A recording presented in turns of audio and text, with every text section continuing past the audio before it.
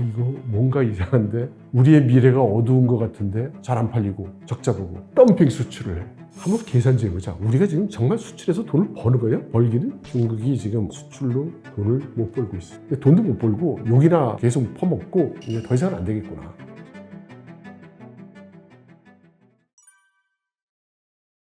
중국 경제는 모든 사람이 지금 너무나 나쁘다 이렇게 얘기를 하고 있고, 실제로도 그 나쁜 징후가 여러 가지로 나타나고 있죠. 다만 최근 들어서 연속적으로 메가톤급 정책을 발표했기 때문에 지금 변화는 일어나고 있습니다. 그래서 드디어 일부 지역, 특히 대도시 지역에서 부동산 가격이 하락을 멈췄다고 하고 약간은 상승했다는 얘기까지도 나오고 있습니다. 그리고 경제 지표도 우리가 제조 PMI라고 그러죠. 제조 PMI가 50% 넘는 숫자가 나오면 이제 앞으로 더 많이 만들 것 같아. 뭔가 오더가 많이 나올 것 같아. 이런 표지가 되고, 50이 아니면은 이제 뭐 오더가 없을 것 같아.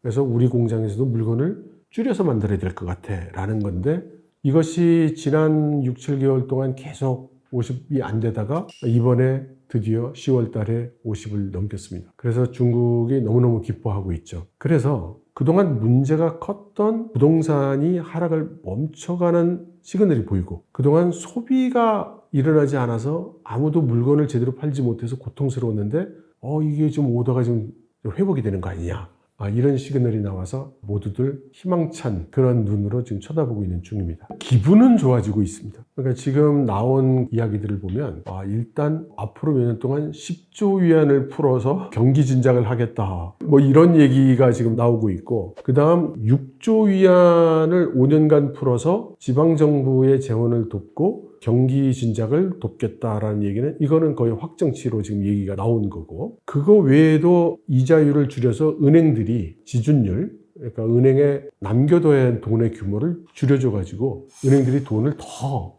밀어줄 수 있도록 이렇게도 만들었고, 반면에 돈을 빌려서 집 샀다가 지금 깡통 차가지고 고통받고 있는 사람들한테는 이자를 줄여줘서 고통을 좀 줄여주고, 지금 전방위로 이렇게 정책을 쓰고 있죠. 그래서 단기간 내로는 뭔가 희망차다, 이제 잘 될 것 같다, 으쌰으쌰, 이제 이런 분위기가 이제 나올 것 같아요. 최근 2, 3년 동안 거지 메뉴라든가 개미굴이라든가 이런 현상이 있었어요. 사실은 그 모든 원인은 하나예요. 실업이 너무 늘어서 그래요. 직장이 없고. 그러면 왜 실업이 커지느냐? 당연히 공장이 자꾸 문 닫고 회사가 자꾸 문을 닫아서 그래요.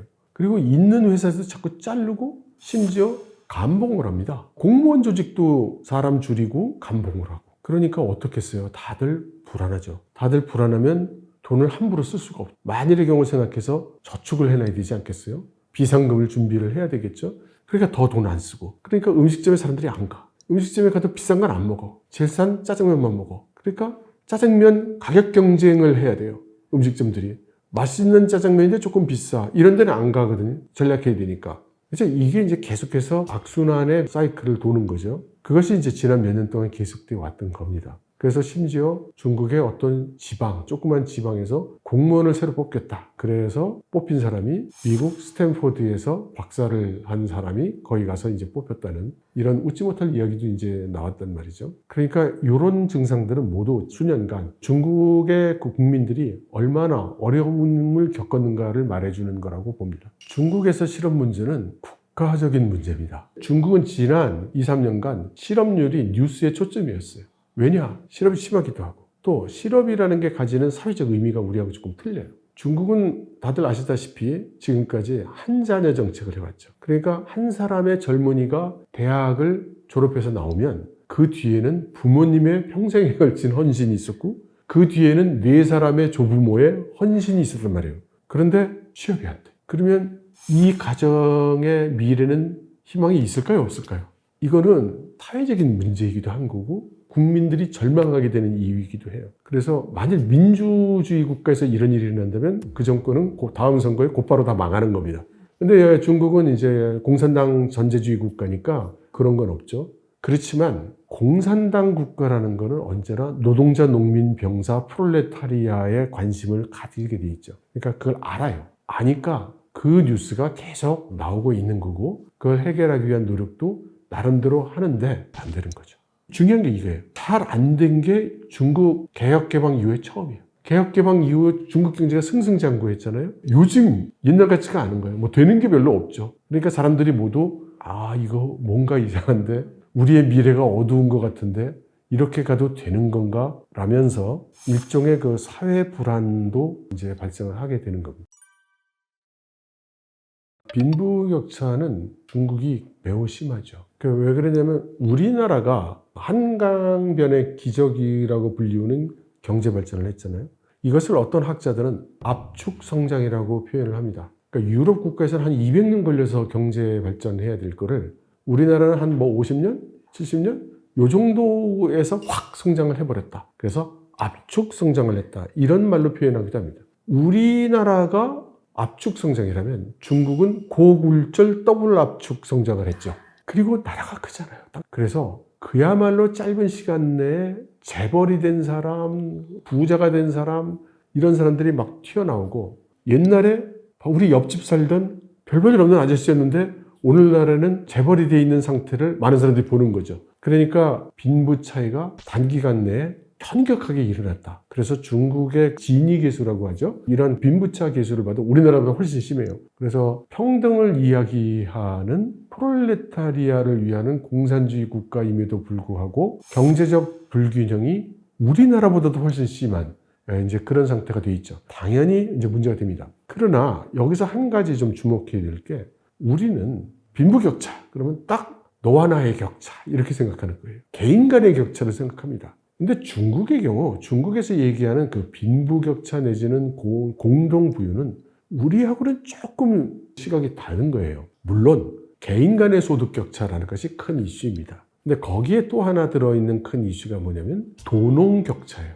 도시와 농촌 간의 격차. 우리나라는 지금 농촌 인구가 3%도 안 돼요.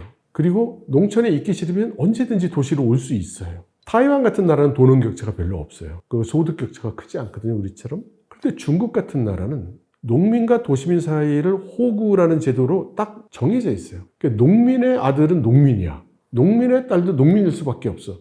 그러니까 일종의 신분제도처럼 느껴지기도 하죠. 그래서 농민이 도시민이 되기가 힘들어요.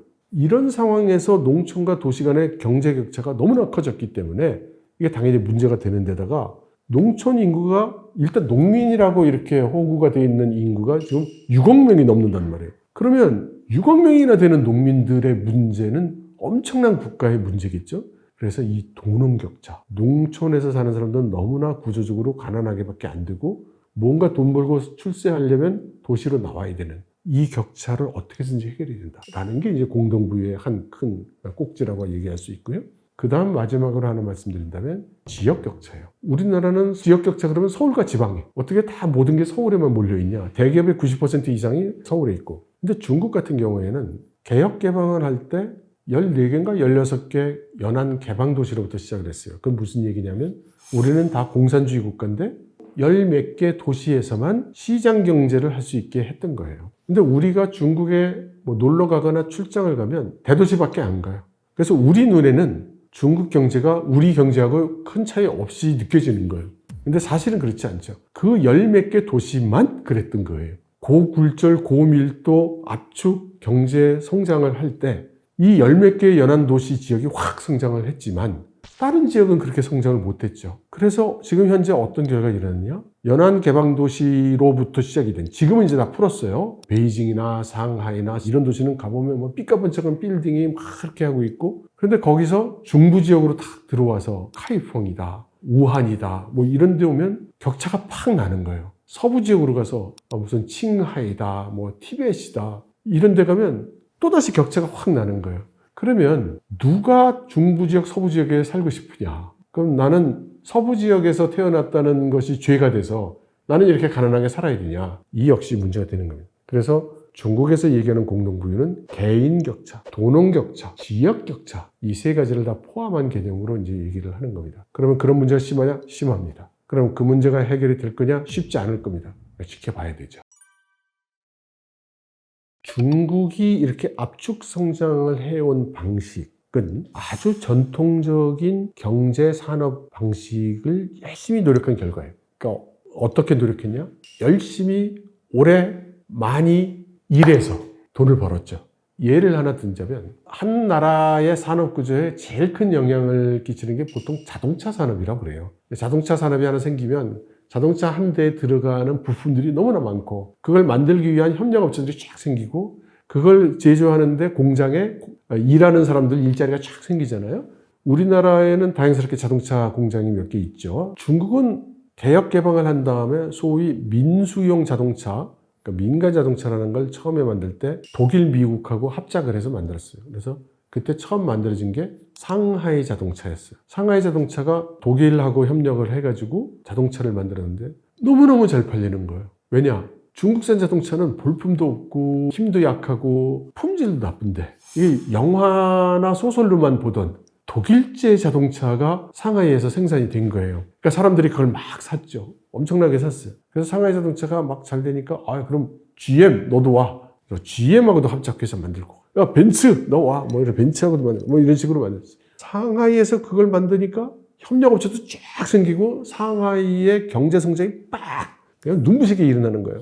그걸 옆에 보고 있던 절강성이 저거야. 자동차 회사 만들어. 기술이 별로 없으니까 또 뭐 일본에서 데려와. 뭐 이 소식을 들은 산동성 정부가 야 그럼 우리 한국 회사 불러. 베이징 한국 회사 불러. 뭐 해가지고 자동차 회사를 만들어요. 그래서 우리 성에서 제일 전략적으로 삼는 가장 중요한 산업, 자동차 산업이라고 지금 정의하고 그걸 추진하는 성이 지금 중국에서 21개 성이에요. 중국의 자동차 회사가 몇 개냐? 지금 우리가 들으면 알만한, 그러니까 무슨 뉴스 같은데 리스트 나오는 회사들이 한 200개 정도 돼요. 근데 거기 안 나오는 조그만 회사까지 다 합치면 700개에서 900개 돼요. 그러면 상하이 자동차가 혼자 막 팔 때는 시장을 쓸었어요. 절강성도 나오고 베이징도 나오고 산동성도 나오고 광동성도 나오고 후베이도 나오고 막 이러니까 이게 시장이 성장을 하니까 늘기는 느는데 어쩐지 기분이 옛날 같지가 않은 거예요. 옛날처럼 팍팍 느는 게 아니고 마진 폭이 이제 경쟁이 점점 심해지니까 조금씩 막 줄어. 이런 현상이 왜 일어나냐? 바로 양적 생산 체제에 갇혀 있기 때문이다. 그러니까 어떻게 되느냐? 누군가 뭘 해서 돈을 벌었다면 나도 우리나라도 그렇게 한단 말이에요. 누가 뭐 하나 아이템에서 잘 된다. 유튜브에서 뭘 찍어서 채널을 해서 돌리니까 돈을 벌 수 있더라. 그럼 나도 채널 만들고 너도 채널 만들고 그래서 10개, 100개, 200개 막 이렇게 만든단 말이에요. 근데 중국 같은 나라는 그게 200개에서 안 끝나죠. 막 2,000개, 3,000개, 막 2만 개 이렇게 된단 말이죠. 그러니까 나중에 어떻게 돼요? 처음에 상대적으로 좋은 타이밍에 좋은 파트너와 좋은 찬스에 이 시장에 들어간 기업은 선점해서 대기업으로 금방 성장하고 잘 유지를 해가요. 근데 두 번째, 세 번째부터 첫 번째만큼 잘 안 되겠죠? 랭킹 20위, 50위, 100위 이렇게 들어가면 돈을 벌 수 있을까요? 이 사람들이? 그러니까 전국적으로 생산량은 엄청나게 늘어나고 회사 수는 엄청나게 늘어나고 거기 일하는 종업원 수도 엄청나게 늘어나는데 돈을 못 벌어. 상당수가 적자를 봐. 적자를 보면 어떻게 되겠어요? 잘 안 팔리고 적자 보고 덤핑 수출을 해. 덤핑 수출을 하니까 역시 중국산은 싸구려야 이런 입장이 되고 내수시장에서 잘 파는 업체가 막 수출하겠어요? 잘 안 팔리는 업체가 수출하겠어요? 잘 안 팔리는 놈이 막 덤핑 수출을 하니까 중국산은 품질이 나빠. 이렇게 되고 그리고 싸구려 중국산이 막 물밀듯이 들어가니까 그 나라에서 있던 자동차 회사는 이게 뭐야? 이렇게 되겠죠? 싸구려 중국산 자동차가 들어와서 우리 망했어. 이런 얘기가 되니까 그 나라 정부가 가만히 안 있겠죠? 그래서 중국이 지금 어떤 상황이 와 있냐면 한번 계산해 보자. 우리가 지금 정말 수출해서 돈을 버는 거예요? 벌기는? 계산을 해봤더니 여러분들은 믿지 않을지 몰라도 중국이 수출로 돈을 못 벌고 있어요. 물론 수출을 하는데 손해보고 팔고 있다는 뜻은 아닙니다. 손해 안 보고 잘 돈을 벌고 있는 수출 기업들이 이만큼 있는데 그에 못지않게 돈 못 벌면서 소위 적자 수출하는 수많은 조그만 기업들이 또 많은 거예요. 근데 얘네들이 하나하나 따지면 몇 푼 안 되겠지만 워낙 양이 많다 보니까 이걸 다 합치니까 시쳇말로 똔똔이야. 그래서 중국이 우리 지금 뭐 하는 거냐 지금 이게? 우리가 지금 이거 제대로 하는 거냐? 뭐가 문제지? 그래서 이 사람들이 내린 결론이 지금까지와 같은 이렇게 양적 팽창을 하는 건 여기까지다. 이제 더 이상은 안 되겠구나. 돈도 못 벌고 욕이나 계속 퍼먹고 그리고 실제로 우리가 나아지는 게 없어요 또. 그럼 어떻게 되느냐? 뭔가 확 패러다임을 바꿀 수 있는 뭐 그런 식으로 하지 않으면 안 되겠다. 그게 뭐예요? 야, 뭔가 뭐 그런 거 없어? 뭔가 혁신적인 거, 뭔가 뭐 창의를 발휘해서 뭔가 막 기존에 없던 거 막 팍 이런 거 없냐? 아니, 이거는 뭐하고 똑같으냐면 참신한 아이디어 100개씩 써와. 뭐 이런 거하고 똑같은 거예요. 그게 참신한 아이디어가 하나 나오기도 힘든데 그게 뭐 100개씩 써오라면 되냐 이거지.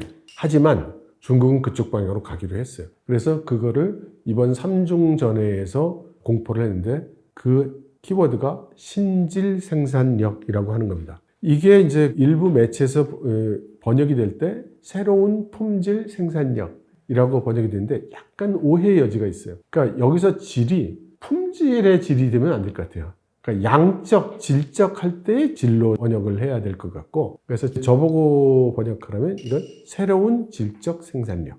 이렇게 번역을 해야 좀 더 원뜻에 맞을 것 같아요. 그럼 이거를 어떻게 바꾸지? 그러니까 뭐 각종 이야기가 나오는 거예요. 그러니까 뭐 예를 들면, 야, 이거 비닐로 만드는 거지, 이거 그럼 비닐로 말고 뭐 없냐? 종이로 만들어 볼까? 뭐 이렇게 재료를 바꾼다든가, 여태까지는 뚜껑이 위에 있었는데 야 뚜껑 밑으로 달아볼까? 뭐 이런 말도 안 되는 아이디어라든가 하여튼 뭔가 전에 없던 거 이것을 이제 어떻게 표현하냐면 과거 생산력의 연속성상에 있지 않은 것. 그러니까 내가 자동차를 만드는데 바퀴가 4개였다가 5개가 됐어요. 이거 아니다. 이게. 바퀴가 없는 자동차. 뭐 예를 들면 이런 게 나와야 된다는 거죠. 근데 문제는 아니 그게 어떻게 가능해 그게 뭐 이렇게 될 수밖에 없잖아요. 그래서 지금 가장 유력한 수단으로 대두된 것이 기술입니다. 과학기술. 그래서 중국이 과학기술 개발을 통한 신질 생산력 체계로 전환하려 하고 이거 신질 생산력 말로만 외치다가는 잘못하면 구호로 그칠 수가 있으니까 이 신질 생산력을 실현하기 위한 6대 미래산업이라는 거를 선정을 해서 이 6대 미래산업을 다음 세대를 위해서 중국이 추진을 하기로 했습니다. 그래서 예를 들면 스마트 제조, 우주항공, 바이오 산업 뭐 이런 거예요. 그러니까 당연히 미국하고는 정면 충돌이 되겠죠. 그 결과 어떻게 되느냐? 과학기술 거의 전 영역에 걸쳐서 미국과 중국이 1위, 2위 경쟁을 하고 있어요. 그러다 보니까 3위, 4위하고는 격차가 점점 멀어져. 그럼 3위, 4위를 주로 누가 하느냐? 일본, 독일 이런 국가가 합니다. 그럼 우리나라는 어디 있느냐? 이게 문제인 거죠. 실제로 엄청나게 방해가 되고 있죠. 그래서 중국이 소위 거국 체제로 과학기술 개발에 이제 저보고 표현하려면 올인하는 거예요. 10년이 걸리든 100년이 걸리든. 그래서 과학기술 인력을 더 필요하다 해가지고 전국적으로 이공계 TO를 많이 늘리고 있어요. 그래서 우리나라는 이공계를 잘 안 가죠. 젊은이들이. 가능만 하다면 의대를 가야 되겠고 아니면 약대를 가야 되겠고 그렇게 해서 안전하고 돈을 벌 수 있는 안정된 생활에 더 가까운 쪽을 가는 거죠. 중국은 그렇지 않아요. 중국은 지금 반도체 관련 학과만 입학 정원이 수십만 명이 됐고 공산당 국가다 보니까 막 이런 거 많이 하잖아요. 그래서 젊은이들이 미국이 우리 중국을 압박하고 못 살게 굴고 있어. 결국 우리의 발전을 막으려는 거지. 왜냐? 우리가 1등 할 것 같으니까. 우리가 세계 정상에 쓸 것 같으니까. 그런데 과학기술로 우리가 발목을 잡혀가지고 그럼 우리 젊은이들이 해야 되는 일이 뭘까? 국가와 민족을 위해서, 위대한 중국의 미래를 위해서 나는 훌륭한 엔지니어가 돼서 과학기술을 개발해낼 거야 라고 지금 많은 중국의 젊은이들이 그렇게 뜨거운 피를 가지고 과학기술 영역에 들어가고 있습니다. 중국은 최근에 한국에 대한 평가 작업을 마쳤다고 그래요. 중국 안에서 들려오는 말로는. 그래서 어떻게 평가가 났냐 그랬더니 한국 정부는 독립적으로 국가 전략을 수립할 능력이 없어 보인다. 그냥 미국, 일본 하자는 대로 할 것 같다. 그래서 굳이 한국하고 뭐 이것저것 상의할 필요가 없다. 이번에 중국이 한국인에 대한 비자 면제를 발표를 했어요. 그런데 우리나라 정부는 그럴 줄 몰랐다는 거 아닙니까? 뉴스 보고 알았다는 거예요. 심지어 베이징에 있는 우리 주중 한국 대사관도 그런 일이 있었나? 뭐 이랬다는 거 아닙니까? 그게 어떤 분들은 이제 중국이 한국하고 친해지려고 그러나 보다 뭐 이런 얘기 하시는데 제가 볼 땐 전혀 아닙니다. 무시당하고 있는 겁니다. 그냥 자기들의 그 생각에 따라서 자기들 정책에 따라서 일방적으로 결정한 거고 심지어 알려주지도 않은 거잖아요. 그러면 한국 정부가 그런 거 해달라고는 했나 말이지. 해달라고 했으면 알려줬겠지. 그러니까 이것은 뭘 뜻하느냐면은 중국의 시각에서 볼 때 한국의 중요성이 지금 그 정도로 없어졌다. 안 중요한 나라. 미일의 부속국가, 이 수준으로 지금 내려갔다고 봐야 할 것 같아요. 지금 주한 중국 대사도 없잖아요. 그래서 중국 대사 없다는 게 뭐 뉴스로 나오기는 합니까? 관심 없잖아요. 그러니까 대사 안 보내도 별일이 없잖아요, 지금. 그러니까 대사 보낼 필요도 없는 나라예요, 지금. 심하게 얘기하면 그렇게 얘기할 수도 있습니다. 지금 국제 정세는 그야말로 어지럽습니다. 그리고 우크라이나 전에 북한이 파병된다는 것을 예상한 사람은 별로 없었을 거예요. 그러나 그런 일이 일어나지 않습니까? 오늘 우크라이나에서 일어난 일이 내일 타이완에서 일어나지 말라는 법이 없습니다. 지금 오늘날의 세계는 멀리 있는 국가라 하더라도 우리나라에 이렇게 영향을 줍니다. 그래서 우리가 매일 저녁 뉴스에서 보고 전부 삼천리 안에서 일어나는 일만 봐가지고는 우리는 앞날을 예측할 수도 준비할 수도 없습니다. 특히 젊은 분일수록 더 긴 미래를 생각하셔야 되잖아요. 꼭 글로벌 뉴스, 글로벌 동향을 파악하기 위한 노력을 해 주실 것을 정말 당부드립니다.